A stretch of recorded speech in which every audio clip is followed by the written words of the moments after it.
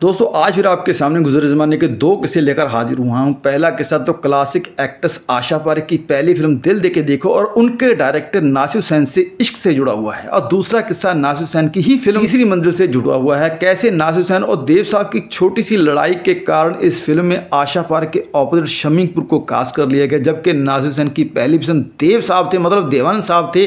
तो समय ना खराब करते हुए शुरू करते हैं। गुजरे ज़माने की एक्ट्रेस आशा पारेख और नासिर हुसैन का इश्क किसी से छुपा हुआ नहीं है। बॉलीवुड इंडस्ट्री में नासिर हुसैन को एक मसाला फिल्मों के लिए जाना जाता है, और जब साल 1959 में नासिर हुसैन ने दिल देके देखो फिल्म बनाने का फैसला किया था, उस फिल्म में शम्मी कपूर के साथ एक नई लड़की मतलब आशा पारेख को कास्ट किया गया था। आशा पारेख की ये डेब्यू फिल्म थी। उस वक्त आशा पारेख की उम्र महज 17 साल थी। उस पहली फिल्म के बाद नासिर हुसैन ने आशा पारेख को अपनी कई फिल्मों में कास्ट किया, लेकिन पर्दे के पीछे एक लव स्टोरी जन्म ले चुकी थी जो काफी लंबे वक्त तक चलती रही। लेकिन फिर एक लंबे वक्फे के बाद आशा पारेख ने इस लव स्टोरी पर विराम लगा दिया। वो इसलिए क्योंकि नासिर हुसैन एक तो शादीशुदा थे और दूसरा वो 2 बच्चों के अब्बा भी थे, और आशा पारेख को एक समय पर यह लगने लगा था कि उनकी वजह से किसी का हंसता बसता घर टूट रहा है। और उन्होंने खुद एक बार कबूल भी किया था कि उन्होंने अपनी जिंदगी में सिर्फ नासिर हुसैन से ही प्यार किया है, और यह भी सत्य है कि नासिर हुसैन से रिश्ता टूटने के बाद उन्होंने फिर कभी भी शादी नहीं की। आशा पारेख का कहना था कि मेरी मां हर हालत में मेरी शादी करवाना चाहती थी, लेकिन मेरा मानना था कि जब तक कोई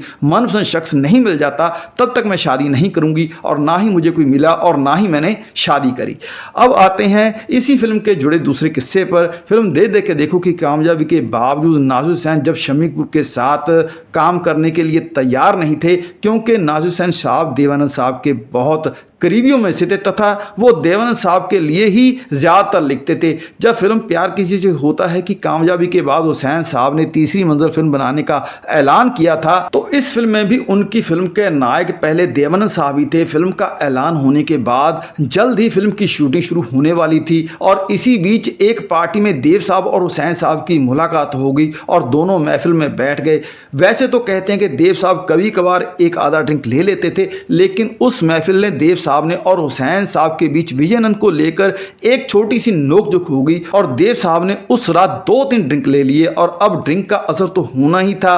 कहते हैं कि इसका खामियाजा उस दिन नासिर हुसैन को भुगतना पड़ा। देव साहब उस नोकझोंक से हुसैन साहब पर इस कदर भड़क गए कि उन्होंने नासिर हुसैन के साथ फिल्म ना करने का मन बना लिया, और देव साहब ने किया भी ऐसा ही। जब तक हुसैन साहब थोड़ा संभले तब तक तीर कमान से निकल चुका था। हालांकि ये सारी कहानी जब हुसैन साहब ने विजयानंद को बताई तो उनके जरिए देव साहब को बहुत मनाने की कोशिश भी की गई, लेकिन तब तक देव साहब स्टैंड ले चुके थे, और फिर ना चाहते हुए भी हुसैन साहब को शम्मी कपूर के पास जाना ही पड़ा, और तीसरी मंजिल फिल्म हिट हो गई। और इस फिल्म के संगीत ने भी इस फिल्म की कामयाबी में 4 चांद लगाए थे, और आहिस्ता आहिस्ता शम्मी कपूर साहब देवानंद के ढांचे में फिट बैठते चले गए। और इस तरह देव साहब और हुसैन साहब की एक महफिल ने शम्मी कपूर का करियर संवारने में अपनी भूमिका निभाई थी। तो दोस्तों आज के लिए इतना ही, और किस्से कहानियां सुनने के लिए चैनल को सब्सक्राइब करके बेल आइकन को दबा दें ताकि आपको नोटिफिकेशन मिलते रहें।